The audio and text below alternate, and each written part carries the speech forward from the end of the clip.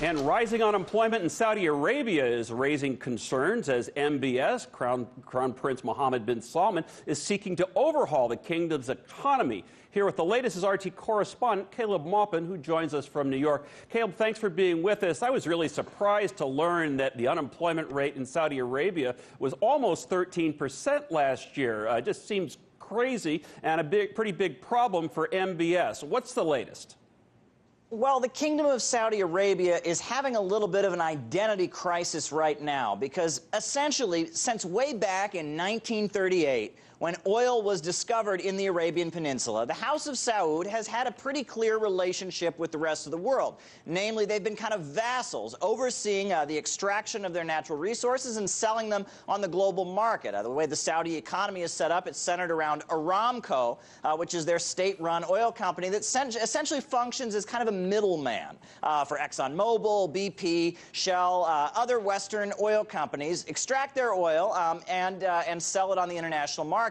And what's interesting is we're at the point where, at this point, because of hydraulic fracking, there's a huge amount of oil coming from the United States. The domestic extraction is vastly expanded. You've also got deep sea drilling, which has expanded the amount of oil. And, you know, for years we heard Democrats and others talking about, energy independence was a way to lead to the USA withdrawing from the Middle East. We wouldn't have to be so involved with these countries in that region. Well, we're at the point where we have a great level of energy independence, and Saudi Arabia just doesn't have the dependency of Western countries. Western countries are not as dependent on them as they once were. And so because of that, you've got the Crown Prince trying to restructure their economy. And when you have an economy that's just purely centered around oil at this point, as the world is just simply not as dependent on them any longer, you have a lot of questions being raised. Now, it's important to note that a lot of the Saudis who have lost their jobs,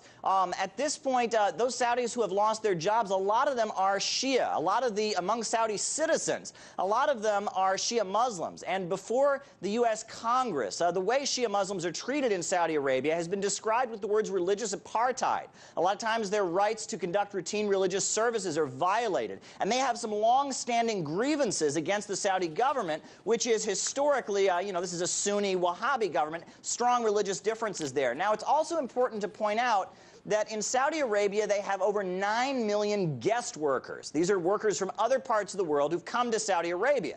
And they work in Saudi Arabia, they send some money home. But the way that these guest workers have been treated in Saudi Arabia has been widely condemned by groups like Human Rights Watch and other international watchdogs. These guest workers, they work for far, far lower wages than Saudi citizens do, and the conditions that they work under are quite bad. Now, the Crown Prince Salman he's trying to change the way the economy is set up. He's arguing that they could start having manufacturing. He's also changed some of the laws. He's being hailed as a reformer in the American media. He's allowing women to start attending wrestling matches and drive cars, things to that effect. But it's also important to point out that Saudi Arabia is really the only country in the world that uses beheading as a method of execution. And since the beginning of this year, they've already had 48 different public beheadings in Saudi Arabia. So Saudi Arabia is at a point of transition. The energy markets are changing. The country is changing. The legal structure is changing. The Crown Prince has his vision. He's waging what he calls a crackdown on corruption. A lot of questions are being raised, but it sure has big implications for the region. Saudi Arabia doesn't exist in a vacuum. It's a vital region. They're very hostile to the Islamic Republic of Iran. So a lot of questions are being asked about Saudi Arabia and what's really going on and how things are changing. That is a great, fantastic cliff note. We appreciate it. RT correspondent Caleb Maupin, thanks for your time as always.